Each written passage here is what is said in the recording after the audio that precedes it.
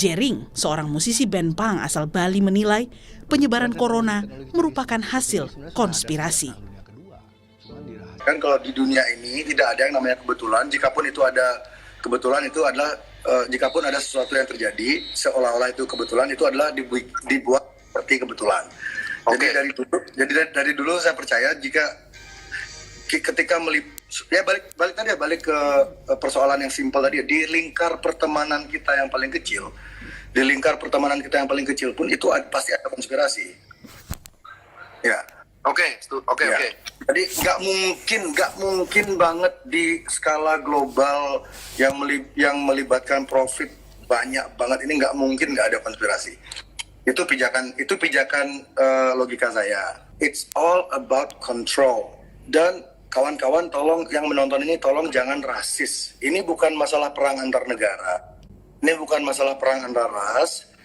Elit global ini sengaja menciptakan ilusi jika ini adalah sebuah pertempuran antar negara atau antar ras. Mereka sengaja menciptakan ilusi itu agar mereka lebih gampang mengontrol konfliknya.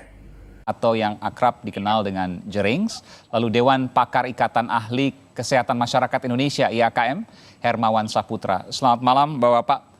Bung Jerings. Selamat malam. Ya. Bung Aiman. Ya, saya langsung menuju ke Anda, Bung Jerings. Bung, ya, silakan. Anda punya tudingan bahwa COVID-19, Corona yang luar biasa saat ini, berbulan-bulan kemudian ada dari Januari di dunia dan kemudian mampir ke Indonesia dan membuat hari ini kita melakukan atau menjalani kehidupan yang sering dikatakan sebagai a new normal, sebuah kenormalan yang baru. Dan Anda menuding bahwa itu adalah sebuah konspirasi. Anda punya data? Ada. Silakan. Ya, jika Anda, oke, gini, saya balik lagi ke pola pikir ini ya. Masyarakat Indonesia percaya sama agama nggak? Mayoritas. Masyarakat Indonesia percaya sama Tuhan nggak? Mayoritas. Oke, saya berani bilang agama itu salah satu teori konspirasi juga. Karena tidak ada bukti-bukti sains. Kita bicara COVID dulu sebentar. Ya, tapi ini kita bawa mindset kita agak lebih luas lagi. Jadi agar orang-orang tidak langsung mengira teori konspirasi itu adalah sebuah hal yang halu. Oke. Kalian tidak bisa double memakai standar ganda menuduh orang yang percaya teori konspirasi adalah orang yang halu atau orang yang bodoh segala macam, tapi Anda masih sangat percaya sama agama, sementara agama semua itu apakah ada data faktualnya? Tidak ada kan, semuanya masih berdasarkan katanya. Jadi oke, saya punya bukti kenapa terlalu banyak kebetulan dan tidak ada kebetulan di dunia ini yang terjadi terus menerus. Kalau terus menerus itu bukan kebetulan namanya, tapi itu namanya pola. Jadi kalau kita nyari sejarahnya Rockefeller, Bill Gates, mereka sudah sangat sering membicarakan hal ini. Salah satunya ada event 201, mereka mensimulasikan bagaimana bencana ini terjadi, persis seperti apa yang terjadi sekarang. Itu bisa dicek di semua platform informasi. Lalu ada yang namanya Rockefeller dokumen Rockefeller, itu diterbitkan tahun 2010, di mana tim Rockefeller bekerja sama dengan Bill Gates membuat sebuah dokumen, sebuah skenario tentang bagaimana situasi sekarang ini terjadi, dan di sana disebutkan persis kota pertama yang akan melakukan lockdown adalah Cina. Lalu kota-kota lain akan menirunya. Lalu ketika lockdown dilakukan, akan terjadi sebuah proses integrasi semua sistem akan menjadi kayak. Ini maksudnya sebuah buku ya? Ada buku itu ya? Ada dokumennya rilis di www.education.edu. Oke, itu di sebuah buku juga pernah ada, bahkan ada film juga, The Contagion juga yang menceritakan hal serupa. Anda meriset dari hal-hal tersebut, termasuk internet? Internet salah satunya, tapi saya punya tato konspirasi di dada saya ini. Saya sudah tertarik sama dunia, saya bikin tato ini tahun 99, karena saya menemukan beberapa buku waktu itu, salah satunya buku Noam Chomsky. Lalu hal-hal yang terjadi sekarang, termasuk bom Bali, termasuk kejadian 9/11, semua itu saya rangkai, saya pertemukan titik-titiknya, karena banyak banget ada dot-dot yang orang yang tidak terlalu mengikuti, mereka mungkin akan mikir, oh ini cuma ilmu cocokologi segala macam. Tapi if you really dig deep, kalau Anda gali lebih dalam lagi, kamu sambung-sambungkan semua titik-titik fenomena-fenomena yang membuat dunia ini berubah secara global. Itu nama yang sama akan muncul berkali-kali. Oke, saya tidak menangkap apa yang Anda sampaikan. Jangan-jangan ini halusinasi Anda. Di mana COVID-19 yang Anda katakan sebagai konspirasi? Jelaskan kepada saya bahwa ada teori konspirasi yang jelas bahwa ada COVID itu tentang konspirasi. Di mana? Saya berikan Anda kesempatan tadi sekitar 2 menit, saya belum mendapatkan benang merahnya. Benang merahnya Anda bisa cari ke media-media yang tidak, Anda bisa cari ya, salah satu nama dokternya, Dr. Kaufman, oke? Dr. Andrew Kaufman, Dr. Rashid Uttar, ada di Indonesia ada Dr. Indro, itu beberapa, ada Dr. Ibu, siapa namanya mantan Menkes? Siti Fadilah? Iya, betul. Orang-orang tersebut, sosok tersebut adalah sosok-sosok yang selama ini melawan narasi global yang ditetapkan oleh WHO untuk menakut-nakuti rakyat. Dan mereka tidak pernah dapat jatah untuk tampil di media mainstream seperti ilmuwan-ilmuwan yang lainnya. Kenapa mereka tidak pernah mendapat jatah? Mereka bukan orang bodoh loh. Dr. Andrew Kaufman itu bukan orang bodoh. Dr. Indro bukan orang bodoh. Ibu Fadilah mantan Menkes bukan orang bodoh. Kenapa mereka tidak pernah mendapat jatah tampil di mainstream media? Karena ada narasi besar, kita semua tahu, mainstream media semua dimiliki di dunia ini, semua mainstream media dikontrol oleh kekuatan yang sama. Ada 5 kekuatan besar. 5 kekuatan besar itu mempunyai ratusan anak perusahaan untuk menciptakan ilusi ke masyarakat jika masyarakat itu punya pilihan. Padahal sebenarnya masyarakat tidak pernah punya pilihan karena narasi besar yang dianggap oleh media-media mainstream selalu sama. Takuti masyarakat, ulangi kebohongan yang terus-menerus sehingga dia menjadi realita. Seperti yang dilakukan Nazi zaman dulu. Itu ada bukan Noam Chomsky ya. Konstruksi realitas. Tapi saya ingin bertanya, sederhana sesungguhnya. Di mana konspirasi COVID-19 yang Anda tudingkan? Sesederhana itu pertanyaan saya. Ya, konspirasi ada banyaknya angka yang tidak sebenarnya, permainan angka jumlah korban. Salah satu saksinya, sukses nyata, kru drum saya, namanya Rizwan. Dia alergi makan cumi, saya ajak makan cumi di Ubud ya. Sekitar minggu lalu, saya ajak makan cumi di rumahnya Wayan Gendo, teman saya di Ubud. Dia pertama kali makan seafood, tidak pernah makan seafood seumur hidupnya. Besoknya dia alergi, dia cek ke rumah sakit, saya lupa namanya. Dia di swab test. Masuk akal nggak? Orang alergi cumi di swab test, dan dia harus bayar 850.000. Dan banyak dokter di Amerika sudah banyak bersuara, dokter-dokter di Amerika sudah banyak bersuara. Rumah sakit di Amerika dibayar untuk menaikkan angka jumlah korban. Jadi dokter-dokter dijanjikan bayaran jika mereka memberikan di sertifikat kematian itu sebagai korban COVID. Meskipun penyebabnya bukan COVID. Tunggu sebentar, apa relevansinya kenaikan angka COVID dengan teman Anda yang di swab test? Kan hasilnya negatif teman Anda. Ya, kebetulan dia negatif. Jadi sekarang kita bayangin aja, berapa banyak orang yang sebenarnya bukan karena COVID, tapi di swab test. Sementara orang yang menciptakan, orang yang dipakai standar emas, sebagai alat menciptakan alat tes tersebut, orang itu juga menyatakan, kalian bisa search di jurnal-jurnal, pencipta alat tes tersebut bilang, alat untuk rapid test atau swab test itu tidak komprehensif dijadikan alat penentu. Iya. Sebentar, ini tidak fokus, tapi saya ingin tanyakan. Tadi Anda menudingkan bahwa COVID-19 merupakan konspirasi karena angkanya dinaikkan. Ini maksudnya angka positif kan? Sementara Anda mencontohkan teman Anda yang hanya alergi di swab test dan hasilnya negatif. Hasilnya negatif tidak berkontribusi terhadap angka positif pasien corona. Jadi apa kaitannya? Kaitannya adalah, kan tidak semua orang seberuntung kru drum saya. Dan seperti saya bilang tadi, alat tes COVID itu tidak absah gitu loh. Jadi dia itu tidak akurat. Jadi gini loh Mas, ilmuwan-ilmuwan di negara maju ya, ilmuwan di Amerika, ilmuwan di Eropa, mereka masih belum sepakat tentang keabsahan alat tes ini. Kenapa kita di Indonesia harus tunduk sama apa kata WHO, sementara WHO dikontrol oleh Bill Gates. Bill Gates itu bukan dokter. Ngerti nggak? Ini ada 2 data yang saya harus tanyakan. Anda menganggap bahwa alat tes corona, swab test tadi, PCR itu ya, itu tidak valid. Tidak. Terus kemudian Bill Gates yang mengatur WHO. Nanti saya akan tanya yang kedua, tapi saya ingin bertanya pertama dulu. Dari mana Anda punya data bahwa swab test PCR itu tidak valid? Karena banyak sekali orang yang dites ternyata setelah hasilnya positif, ternyata dites lagi hasilnya negatif, itu banyak sekali dan itu jarang diangkat sama media mainstream. Itu swab test atau rapid test? Karena ada 2 tes. Yang sering ada false negatif dan false positif adalah rapid test, bukan swab test. swab test dan rapid test itu hasilnya keduanya itu tidak valid. Itu banyak menimbulkan kesimpang siuran informasi, tapi media selalu dengan gampangnya membawa narasi jika jika swab test itu hasilnya sudah 100%. Sementara ilmuwan-ilmuwan di negara maju yang jauh lebih pintar daripada ilmuwan di Indonesia, mereka aja belum satu suara. Tapi kenapa Indonesia sangat takut sama WHO? Emang WHO itu siapa sih?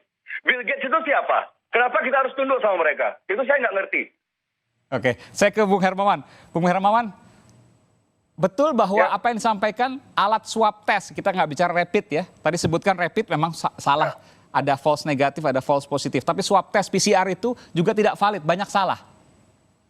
Sejauh ini para peneliti untuk swab tenggorokan melalui real-time polymerase chain reaction itu menganggap 96% itu hasilnya valid. Agak berbeda dengan rapid test. Kalau rapid test itu memang false negatifnya tinggi, itu sekitar 36% efektivitasnya. Tetapi rapid test penting untuk mitigasi sebagai bahan penelusuran awal untuk lebih precise dalam rangka pendeteksian mereka dengan COVID positif. Begitu Bung Aiman. Jadi 96% yang melalui swab test atau PCR itu hasilnya valid. Ya, demikian menurut evidence-nya. Maka kalau kami dari Ikatan Ahli Kesehatan Masyarakat selalu berbicara atas evidence-based public health atau segala sesuatu yang berbasis dengan bukti dan data. Nah, tetapi kalau di bukti. Ya, boleh nggak Bung Aiman saya masuk sedikit tentang teori konspirasi ini? Silakan. Jadi izinkan saya bercerita sedikit agak panjang ya. Pada dasarnya segala sesuatu saya bersepakat bahwa tidak ada sesuatu itu yang kebetulan. Bahkan kejadian COVID-19 di dunia ini adalah ibrah dan ujian untuk umat manusia. Nah, tetapi pandangan tentang COVID-19 ini sebuah konspirasi, kita boleh melihatnya dari 3 sisi. Pertama dari sisi propaganda dan juga sejarah. Yang kedua, sisi dari aspek struktur genetika SARS-CoV-2 penyebab COVID-19. Yang ketiga dari aspek angka-angka, insiden dan prevalensi COVID-19 di dunia. Kalau saya boleh bercerita pertama terkait dengan propaganda, yang paling heboh sekali di awal kejadian ini, itu terkait dengan film yang Bung Aiman sebut sebagai Contagion. Contagion ini film tahun 2011 kalau nggak salah, di mana sutradaranya adalah Steven Soderbergh, gitu ya. Soderbergh. Nah ini. Oke, Steven Soderbergh ini sudah diwawancara dan diteliti oleh media di Amerika. Kenapa dia mengangkat film itu? Apakah betul akan terkait dengan kasus atau penyakit baru yang diprediksi? Tetapi dia mengakui bahwa film ini berangkat dari pengalaman SARS yang muncul tahun 2002 yang mewabah di dunia. Saat itu SARS sebagai sebuah penyakit yang mengagetkan, virus corona, dan memang ini berlanjut sampai munculnya kasus MERS, di mana rumpun corona terjadi lagi pada tahun 2012 di Middle East. Tetapi kalau dilihat dari segi kenyataan yang terjadi di Wuhan, Provinsi Hubei di Tiongkok sejak akhir 2019, bulan Desember, dengan film The Contagion ini, itu terjadi perbedaan dalam modifikasi jalan cerita dan juga jenis virus ini. Di mana kalau diceritanya Steven Soderbergh ini, dia memodifikasi virus SARS ini menjadi virus baru yang disebut dengan MEF1, yaitu meningoencephalitis, di mana dia menggabungkan antara dua rumpun virus dari rumpun virus flu dengan Nipah yang terjadi di Malaysia dan di India sekitar tahun 2001 dan 90-an. Jadi kejadian ini dimodifikasi sedemikian rupa dengan jenis film ini adalah fiksi sains. Jadi memang mencoba menggabungkan antara dua. Nah, sehingga dari kesimpulan dari propaganda terkait dengan film yang dibintangi oleh Matt Damon, Jude Law, kita ngomongin film ya? Iya, nanti saya berikan kesempatan Munjering. Oke, ini dibuktikan. Sedikit ini. Halo? Kita masih ada 2 segmen lagi. Saya akan berikan kesempatan pada Anda dengan waktu yang cukup. Saya berjanji, Munjering. Disimpulkan oleh para peneliti media tidak ada kaitannya dengan kejadian SARS-CoV-2 penyebab COVID-19. Nah, yang kedua terkait dengan struktur virus corona. Saya akan bercerita tentang kecanggihan struktur genom SARS-CoV-2.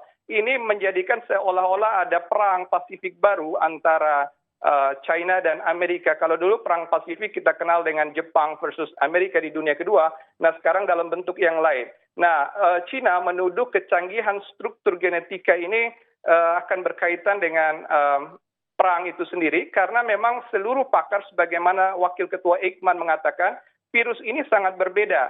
Nah itu kan di dalam mahkota itu ada yang disebut dengan rantai yang berjenis S di dalam struktur proteinnya corona ini, di mana dia itu berlaku seperti karet. Kalau dia menempel pada sel pernapasan kita, itu akan menyebabkan reaksi yang cukup cepat dan penularannya masif, penggandaan dirinya cepat. Karena bagian dari jenis protein RNA. Oke, nah, RNA intinya bahwa beda. ini virus baru yang kemudian tidak pernah muncul sebelumnya. Jika ada tadi Anda katakan film itu kaitannya ke SARS sebelumnya. Ini menjawab apa yang kemudian ditudingkan, termasuk juga tudingan konspirasi yang baru oleh Bung Jering. Kita akan segera kembali saat lagi, nanti saya akan ke Bung Jering. Saya paham Anda sudah tidak sabar untuk menjawabnya. Kita akan segera kembali saat lagi, saudara. Saya kembali ke Bung Jering. Bung Jering, Anda mengatakan bahwa jika Anda sedang sakit nih ya, jangan mau dites COVID, CV maksudnya COVID ya. Fokus sembuhkan sakit Anda dengan cara biasa yang sesuai dengan penyakitnya. Yang jauh lebih bahaya dari COVID adalah ketika ini BG, maksudnya Bill Gates maksudnya ya, Anda mengatakan itu? Saya bilangnya beli gatas sih. Oke, mengendalikan apa yang ada dalam tubuh Anda. Ada satu lagi saya ingin bacakan. Selamat pagi, jika ada yang menentang saya ke RS, rumah sakit maksudnya, untuk berinteraksi dengan pengidap COVID atau menantang saya disuntik virus COVID, saya akan terima tantangannya dengan syarat, jika saya selamat, seluruh dokter di Indonesia, seluruh awak media, ya selebriti segala macam ini, terbukti masih menyuarakan lockdown, wajib sukarela ke kantor polisi minta dibui. Wah, ini saya termasuk yang harus minta dibui dong nih. Jika Anda menyuarakan lockdown ya. Oh, ini hanya untuk menyuarakan lockdown. Kalau PSBB enggak ya? Baca, kan? Kalau PSBB tidak? Itu bisa dibicarakan. Oh, bisa dibicarakan. Masih bisa dibicarakan. Oke. Saya ingin tanya, apa yang kemudian Anda tudingkan sebagai konspirasi dari Bung Hermawan tadi sudah dijawab. Pertama, soal rapid test. Rapid test memang ada kemungkinan salah, ada false negatif, false positif. Tapi swab test atau PCR ya, itu 96% betul, valid. Kemudian tadi yang kedua Anda katakan sebagai ada buku, ada film, itu semua mengait ke SARS-1, SARS sebelumnya. Saya yakin bahwa Anda juga paham tentang SARS. Bahwa ini adalah SARS yang kedua, COVID. Jadi apa kaitannya konspirasi dengan data-data itu? Semua sudah dijawab oleh Bung Hermawan. Ya, oke. Saya punya pertanyaan, kenapa Bill Gates selain mengadakan event 201, sebuah simulasi cara mengatasi virus yang kebetulan namanya corona, COVID, kenapa juga Bill and Melinda Foundation memproduksi sebuah seri dokumenter di Netflix berjudul Pandemic di waktu yang bersamaan? Oke? Apa kaitannya? Berapa banyak kebetulan sampai ia mustahil secara matematika, Mas? Oh, jadi ini kebetulan sehingga Anda mengaitkan bahwa ini konspirasi.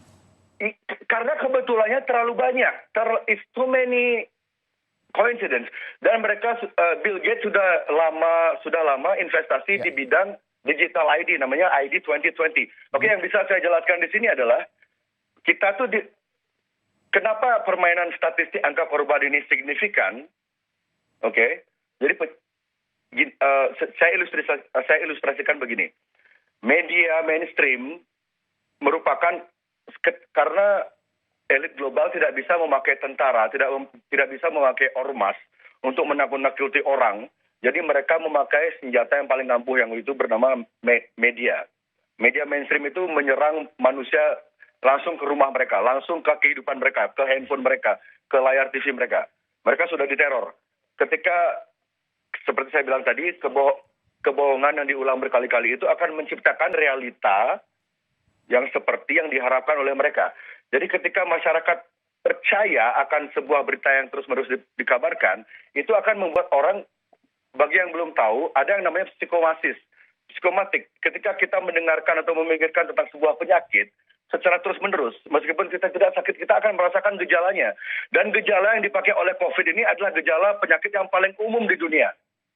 Gitu loh. Maksud Jadi Anda kamu- COVID adalah penyakit yang paling umum, sama seperti flu biasa misalnya? Gejalanya. Gejalanya sama? Ada sesak nafas dan lain sebagainya? Ya, itu gejala yang paling umum di dunia itu. Sesak nafas, sakit tenggorokan, mual. Yang menyebabkan kematian? Yang meninggal, Mas harus hati-hati loh. Yang selamat dari COVID ini 99% lebih loh. Yang meninggal itu kebanyakan karena mereka memang sudah dalam kondisi kritis, mereka sudah punya penyakit bawaan dan mereka di usia lansia.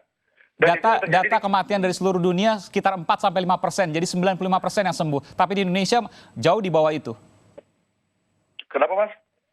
Anda katakan tadi yang meninggal, yang sembuh itu Ya. 99%. Datanya 5% meninggal, artinya Ya. 95% atau 94% bahkan yang sembuh. Jadi tidak 99%. Itu data dari WHO. Maksud saya, ya, WHO itu, Mas, di titik ini saya tidak percaya apapun kata WHO karena WHO sudah terbukti. Tedros, jika Anda search tentang Tedros ya, ketuanya WHO, dia punya rekam jejak yang gelap di Ethiopia. Dan dia sudah lama, ini bahasa kasarnya, dia tuh sudah lama menjadi anak buahnya, tanda kutip anak buah Bill Gates. Dia banyak terlibat di proyek-proyek filantropi Bill Gates yang sebelum-sebelumnya. Gitu loh. Jadi saya di poin ini, jika acuan referensi Anda, tapi WHO bilang begini, WHO sendiri aja nggak tahu mereka itu siapa loh. If you read WHO, who? You know? Jadi di poin ini, jika Anda pakai acuan data Anda, WHO mengatakan.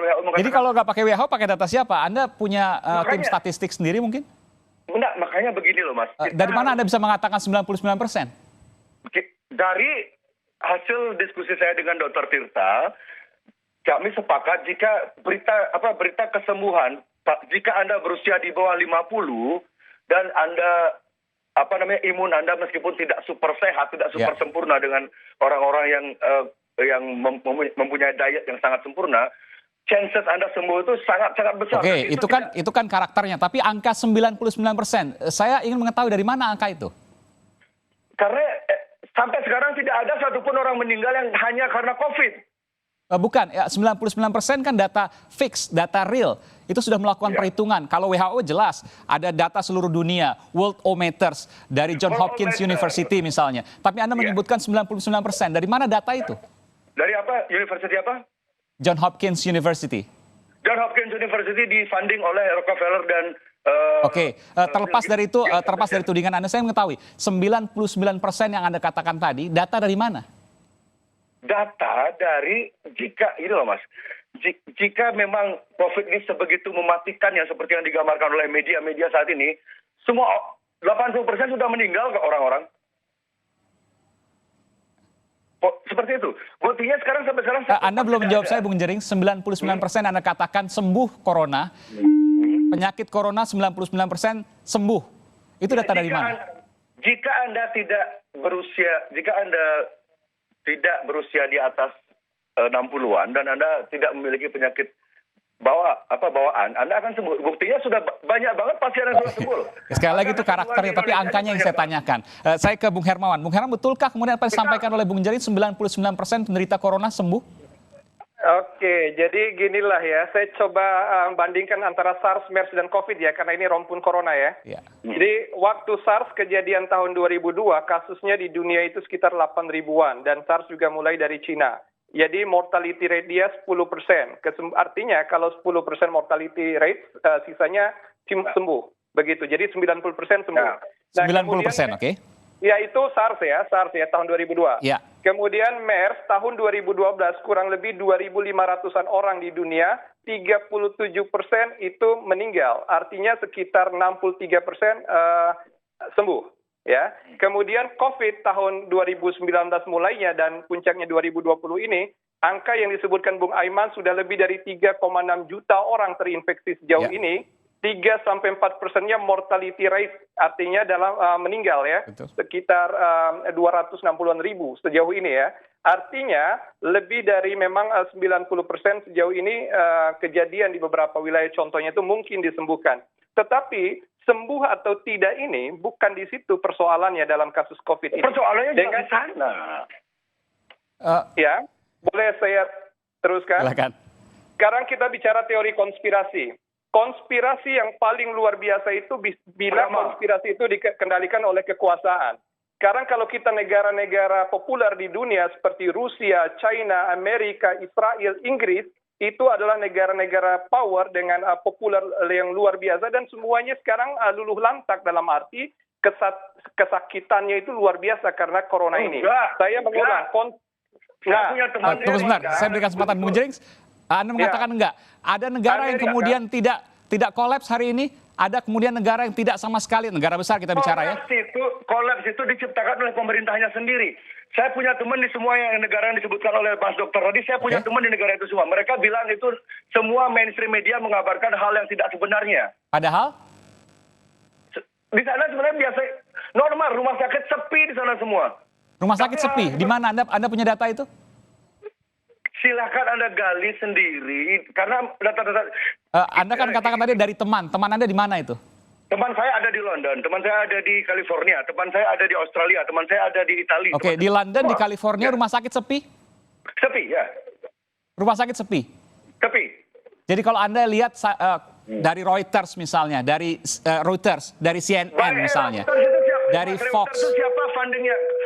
dari BBC, itu semua bohong. Anda bicara Reuters itu fundingnya siapa, dimiliki oleh Soros apa tidak, Rupert Murdoch apa tidak? Jadi kalau seandainya mereka kemudian melakukan peliputan di rumah sakit yang memang melakukan protokol COVID dan memang hampir seluruhnya di sana. Saya juga baru melihat kemudian beberapa televisi di luar negeri, apakah itu kemudian rekayasa? Anda menyebutkan itu sebagai televisi luar negeri sama dengan televisi di Indonesia. Nggak semua yang mereka siarkan itu benar. Anda sendiri tahu itu kok. Saya yakin Anda tahu itu. Anda bukan orang bodoh.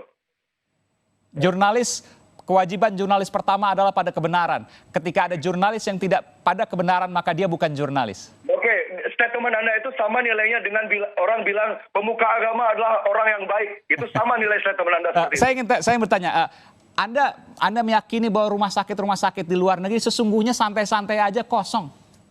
Banyak yang kosong, tapi yang berita diamplifikasi, yang diangkat ke internasional itu rumah sakit yang kebetulan lagi penuh. Dan ada banyak bukti footage yang dipakai di rumah sakit Italia, rumah sakit di Amerika itu footage-nya sama semua gambarnya. Jadi mereka memakai gambar yang sama di semua rumah sakit yang katanya kotanya lagi rusuh, lagi COVID. Buktinya di Bali nggak ada rumah sakit yang rusuh tuh. Nggak ada tempat yang butuh relawan, nggak ada.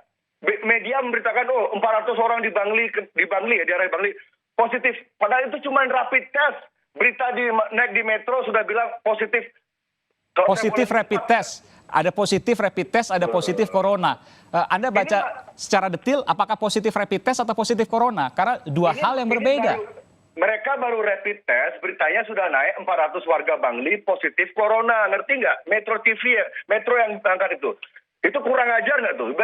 Coba bayangin perasaan masyarakat yang dibilang positif itu. Mereka tidak tahu apa-apa, orang-orang kampung ini. Mereka dites, mau aja dites, terus mereka tiba-tiba ngeliat berita, ternyata kita sudah positif. Gimana dropnya mereka? Secara psikomatik mereka stresnya gimana? Kalau yang punya sakit jantung mereka akan meninggal. Lalu ketika mereka meninggal, mereka akan dilabeli sakit COVID. Itu akan menambah statistik sehingga ini kita dibawa ke arah, jadi bangsa ini dilemahkan, pola pikir kita dilemahkan oleh media. Kita nanti suatu saat kita akan tiba di satu titik ketika semua menyerah, dan akhirnya kita akan... Anda tadi mengatakan bahwa ini dilemahkan oleh media, karena media merilai dari apa yang kemudian disampaikan oleh pemerintah. Jadi Anda tidak percaya apa yang disampaikan oleh pemerintah. Pemerintah Indonesia menyatakan misalnya hari ini ada 12.000 lebih yang positif corona. Bagi Anda itu bukan data yang benar? Tidak. Saya tidak percaya. Saya percaya Pak Jokowi. Saya percaya Pak Jokowi, Pak Terawan, beliau berdua itu tahu skenario COVID yang sebenarnya mereka tahu. Makanya Pak Terawan itu sebenarnya langkahnya sudah benar di awal. Tapi karena Pak Terawan bukan najwa, karena sosok beliau yang culun, ketika beliau menganjurkan orang agar santai, tenang, penyakit ini akan sembuh dengan sendirinya, karena dia sosoknya tidak meyakinkan, akhirnya dia dibully oleh netizen, akhirnya menimbulkan polemik, akhirnya Terawan disuruh diam sama nggak tahu siapa yang nyuruh dia diam. Tapi Pak Jokowi saya yakin beliau tahu. Pertanyaan saya bukan itu. Yang mengumumkan kan kita tahu bahwa Satgas COVID-19 nasional. Jadi apa yang diumumkan itu data yang salah. Itu yang Anda sampaikan? Distortif. Sudah ada ya. Kalau itu data yang salah, Anda punya data yang benar? Data yang benar adalah buktinya sampai sekarang di Bali yang meninggal hanya karena COVID 4 orang. Dan dua orang itu imported case. Dan Indonesia kan bukan cuma di Bali, ada yang lain juga, dan itu disampaikan nasional. Mas, Indonesia bukan cuma di Bali, dan Mas juga harus ingat Indonesia bukan cuma Jakarta, oke? Ketika Jakarta gawat, nggak harus Indonesia ikut gawat, ngerti nggak? Dan disampaikan oleh Satgas Covid kan seluruh Indonesia, Bung Jering. Bukan hanya Bali, bukan hanya Jakarta. Di Bali, apakah punya persepsi yang sama? Enggak. Satgas Covid di misalnya di Aceh. Aceh semua sembuh, itu gara-gara apa? Kita nggak tahu kan? Bung Hermawan, Anda punya komentar terkait ini? Iya, saya ingin mengatakan bahwa saat sekarang ini kita harus bergandengan tangan untuk betul-betul bahu-membahu melawan COVID-19 ini. Memang ada betulnya ketika di 34 provinsi sudah terjadi kasus, di seluruh daerah ini kita khawatir terjadi epicentrum baru. Nah, untuk itu kita harus perkuat komunitas, masyarakat kita, mulai dari individu kita peduli satu sama lain. Sekaligus kita memang juga menghimbau pemerintah agar lebih konsisten dalam hal kebijakan, sekaligus menjamin agar akses kita terhadap pelayanan kesehatan tetap terpenuhi, berkualitas, tidak menumpuk, sekaligus menyediakan kebutuhan dasar bagi pelayan. Saya ingin tanya Bung Hermawan, betulkah kemudian apa disampaikan oleh Bung Jering bahwa di luar negeri rumah sakit sesungguhnya kosong? Jangan dijawab dulu, kita akan segera kembali saat lagi. Tetaplah bersama kami di Sapa Indonesia Malam. Nanti saya akan berikan kesempatan pada Bung Jering juga. Bung Hermawan, saya ingin Anda menanggapi apa yang disampaikan oleh Bung Jering tadi, bahwa sesungguhnya ada banyak rumah sakit di luar negeri, tadi disebutkan di London, California yang kosong. Meskipun yang saya dapatkan informasi tidak demikian, karena saya mendapatkan informasi langsung tidak hanya dari media, tapi juga dari kawan-kawan di sana. Ya, kalau boleh saya start dari Indonesia aja ya. Jadi sebenarnya di Indonesia ini saat ini memang terjadi kesepian ya, rumah sakit itu agak sepi sebenarnya. Pertama, karena memang setiap bulan Ramadan di Indonesia tiap tahun itu terjadi penurunan pasien. Yang kedua, di Indonesia itu saat ini memang banyak fokus karena COVID-19 sehingga orang kalau cuma punya simptom yang sederhana untuk kekhawatiran kesehatan tidak perlu berobat ke rumah sakit. Jadi juga memang di rumah sakit tertentu tidak semua rumah sakit. Karena rumah sakit rujukan COVID di dunia pun seperti di Jerman, di Italia, di Inggris itu pada awalnya itu memang ada rumah sakit yang rujukan juga seperti Indonesia. Tidak semua rumah sakit itu menangani COVID-19. Tetapi semakin banyak, semakin tinggi kasus per kasus, maka kapasitas rumah sakitnya dibenahi. Dan hampir semua rumah sakit di Eropa siaga untuk COVID-19. Jadi memang orang-orang dengan indikasi penyakit di luar COVID-19 lebih banyak menahan dirinya untuk tidak memeriksakan karena justru khawatir terpapar dengan adanya potensi terpapar di area publik di rumah sakit. Tetapi bukan berarti rumah sakit sepi dalam arti ketiadaan pasien. Boleh jadi sepi dari pemeriksaan untuk penyakit-penyakit lain karena orang lebih waspada, tetapi untuk COVID, penanganan COVID, hampir semua negara di dunia ini meningkatkan kapasitas layarnya untuk menangani COVID-19. Jadi bahkan peralatan seperti ventilator, monitor untuk kebutuhan ICU, termasuk alat pelindung diri, semuanya kewalahan. Karena itu bagian dari bahan pakai habis seperti APD yang tiap hari dipakai oleh tenaga kesehatan, dan tenaga kesehatan sendiri banyak menjadi korban, banyak juga yang terpapar karena kasus COVID-19. Nah, untuk itu secara kesimpulan sebenarnya di dunia ini, seluruh dunia termasuk Indonesia, rumah sakit yang ditunjuk untuk penanganan COVID-19 sebenarnya cukup kewalahan menangani COVID-19. Tandanya kapasitasnya penuh, terkecuali rumah sakit tertentu yang memang kecenderungannya di bulan Ramadan ini agak sepi karena berkaitan dengan Ramadan dan juga penahanan diri untuk tidak beraktivitas di ruang publik. Stop sampai situ dulu Bung Hermawan, saya ingin ke Bung Jering. Bung Jering, ini banyak sekali loh pahlawan kita saat ini yang berada di garis depan, dokter, perawat dan lain sebagainya, kewalahan menangani serbuan penyakit COVID ini yang mendadak tinggi tiba-tiba. Apakah itu kemudian Anda katakan sebagai suatu hal yang distortif? Tadi Anda menggunakan bahasa Anda tadi. Ya, oke. Pertama, saya ingin mengucapkan bela sungkawa saya. Mungkin banyak masyarakat yang mengira saya tidak simpati terhadap para tenaga medis yang gugur. Itu saya sebenarnya, saya melakukan semua apa yang saya lakukan sekarang ini justru karena saya tidak ingin para dokter tenaga medis di Indonesia itu tambah stres. Kenapa? Karena saat ini orang-orang itu balik seperti argumen saya sebelumnya, psikomatik itu nyata. Ketika orang dibombardir oleh informasi betapa ngerinya COVID ini membunuhmu, padahal kemungkinan sembuhnya itu gede banget. Tapi karena orang saking takutnya, mereka mikirin semua gejalanya, dan gejalanya itu sangat umum. Akhirnya orang beramai-ramai ke rumah sakit. Orang yang tidak sakit jadi sakit karena kepikiran, dan karena orang ramai-ramai ke rumah sakit, petugas petugas medis, dokter kewalahan, dan APD itu kan harus dipakai sekali doang. Ketika mereka harus buang air, mereka harus ganti APD lain. Dan memakai APD itu 1 jam itu sudah sesak nafas. Dan saya rasa kita sepakat, jika tidak semua dokter itu mempunyai kesehatan yang prima. Dokter juga pasti punya penyakit, ada yang punya penyakit bawaan, ada yang sudah faktor usia, faktor stres, karena mereka ngelihat TV berita buruk, ngelihat handphonenya berita buruk.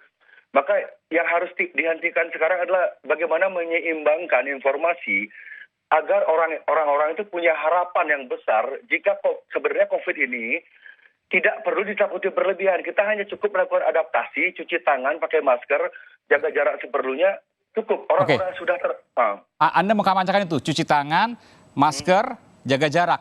Tapi semua itu rekomendasi dari WHO, Bung Jerings?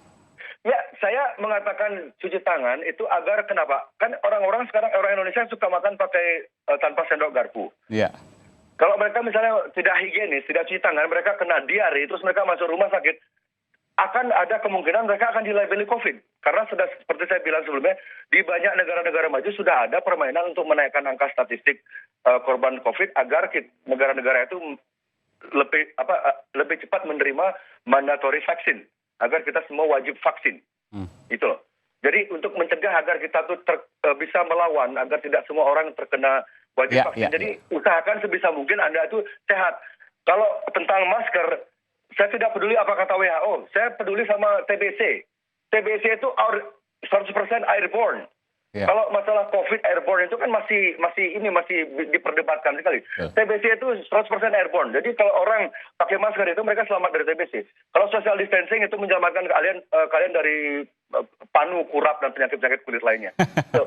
Jadi kalau Anda social distancing, Anda pakai masker itu bukan kaitan ke COVID? Kalau saya tidak mau tunduk sama apapun kata-kata WHO. Tapi Anda melakukan itu ya? Saya lakukan itu agar masyarakat tidak mudah ke rumah sakit, agar masyarakat tidak gampang ke rumah sakit. Kalau masyarakat berbondong-bondong ke rumah sakit, medis stres, medis meninggal, orang-orang pasien non-COVID yang mereka tuh memang sakit kritis karena bukan COVID, mereka akan terbengkalai, akhirnya meninggal. Kasihan. Oke. Bung Hermawan, terakhir, apa yang bisa Anda sampaikan dari semua perbincangan kita pada hari ini? Baik. Pertama, ketika kita melihat fenomena kejadian COVID-19 di dunia, memang kita bisa menganalisis dari berbagai sudut pandang, termasuk sudut pandang tentang tesis konspirasi. Hanya saja, para praktisi, pakar ilmuwan di dunia ini juga tidak bergerak sendiri karena mengatasnamakan negara juga. Seluruh negara, artinya seluruh kekuasaan besar di dunia, turut berperang melawan COVID-19. Untuk itu, evidence base atau dasar bukti lapangan inilah yang mendasarkan kita pada pengambilan kebijakan, strategi, dan prioritas. Sejauh ini strategi penanganan COVID-19 satu-satunya yang paling bisa menahan laju penyebarannya adalah dengan melakukan physical distancing, penguatan komunitas, menjaga imunitas kita, daya tahan tubuh kita, sekaligus menggunakan alat pelindung diri seperti masker bila harus kita ada di ruang publik. Nah, hal-hal ini yang harus kita terus budayakan, sosialisasikan, promosikan di tengah masyarakat. Yang berikutnya, kita berharap agar pemerintah kita betul-betul kompak dan bijak untuk betul-betul memperlakukan PSBB ini secara konsekuen, secara disiplin, dan juga kompak di berbagai wilayah. Karena di Indonesia 34 provinsi sudah berlangsung dan seluruh Jawa sudah red zone. Untuk itu kita berharap agar pemerintah juga tidak perlu mengeluarkan kebijakan-kebijakan yang kontraproduktif.